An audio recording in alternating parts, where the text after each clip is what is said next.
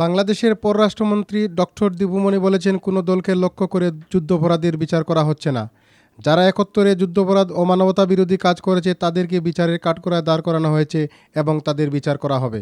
বুধবার পূর্ব লন্ডনের micro business সেন্টারে শহীদ বুদ্ধিজীবী দিবস উপলক্ষে যুক্তরাজ্য আওয়ামী লীগ আয়োজিত এক সভায় প্রধান অতিথির বক্তব্যে তিনি একথা বলেন।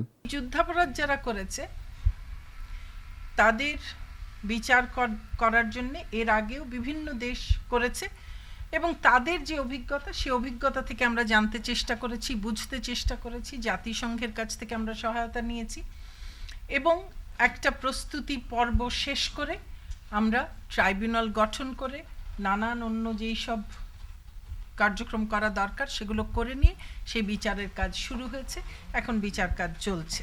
সংগঠনের সভাপতি সুলতান মাহমুদ শরীফের সভাপতিত্বে ও সাধারণ সম্পাদক সৈয়দ সাজিদুর রহমান ফারুকের পরিচালনায় অনুষ্ঠিত সভায় অন্যান্যের মধ্যে বক্তব্য রাখেন জালালউদ্দিন, আনুরুজ্জামান চৌধুরী, হোসনে আরা মতিন, শাহ শামীম আহমদ, জামাল আহমদ খান সহ আরও অনেকে। সভায় বিশেষ অতিথি হিসেবে আওয়ামী লীগের সাংগঠনিক সম্পাদক খালেদ মাহমুদ চৌধুরী এমপি বর্তমান সরকারকে মুক্তিযুদ্ধের চেতনার সরকার জানিয়ে বলেন, বাংলাদেশে আজকে যে মুক্তিযুদ্ধের চেতনার যে সরকার যে কার্যক্রম চালাচ্ছে মুক্তিযুদ্ধের চেতনা বাস্তবায়নের লক্ষ্যে, সেই ধারাকে আরো শক্তিশালী করবে, অনুপ্রাণিত করবে, উৎসাহিত করবে। আব্দুল কাদির মুরাদ, বাংলা টিভি।